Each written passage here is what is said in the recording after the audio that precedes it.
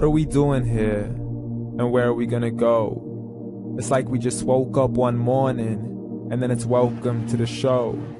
Don't ask any questions, just go with the flow. Make as much money as you can, and try your best not to get broke.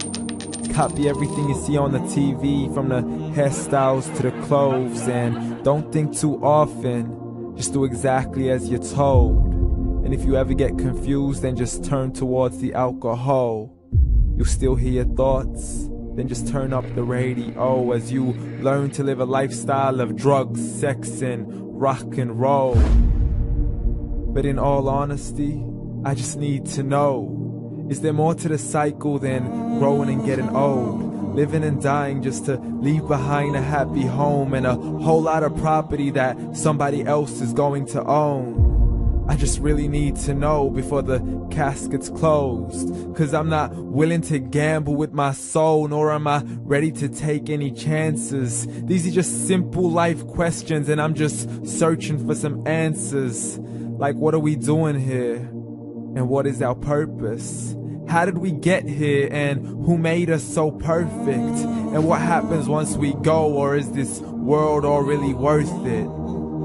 Questions we don't answer because apparently we don't really have to. There's no purpose to this life and our existence is merely natural. Then in that case, please let me ask you, did you create yourself, or was it somebody else who had fashioned you? 'Cause you're a being that's impeccable, faultless and unparalleled. You're a product of supreme intelligence, and I'm merely being rational.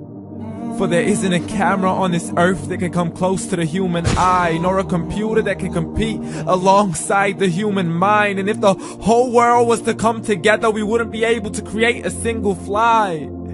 So many signs, yet we still deny. As science tries to justify that all this could come from none, when it's a simple sum. 0 plus 0 plus 0 cannot possibly ever give you 1. So from where did all this order come? For everything has its origins, a maker, a creator of its own. I mean, the only reason you're watching this video is because somebody had to press upload. So we can believe in the Big Bang, but I'd rather believe in He who caused it to explode. Allah, the creator of everything along with every single soul. The ever-living, the master, the only one who is in control. Unlike his creation, beyond our imagination. And no, he's not a man, nor does he have any partners in association. He's on his own. And no, he did not ever leave us alone. Just like every manufacturer, he left us with an instruction manual. The Quran and Islam, and I'm sorry to jump to conclusions, but it's the only one possible.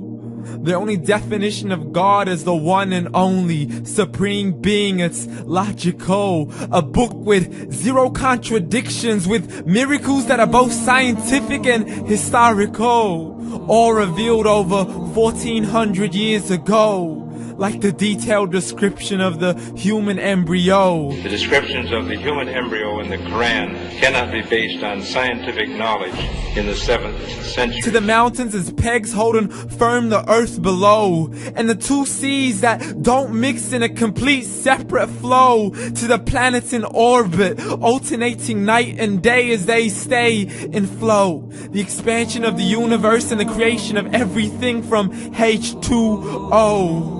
To the stories of the past and the preservation of Pharaoh. To identifying the lowest point in the land where Persia defeated Rome. The gushing fluid that created man in the glands between the ribs and the backbone. And not a word has changed, it's still the same. So please explain how all this was known over 1400 years ago.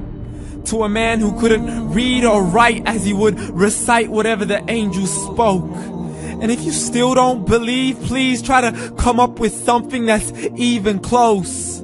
But you can't, so we took God as a mockery and his messengers as a joke. Muhammad could not read or write.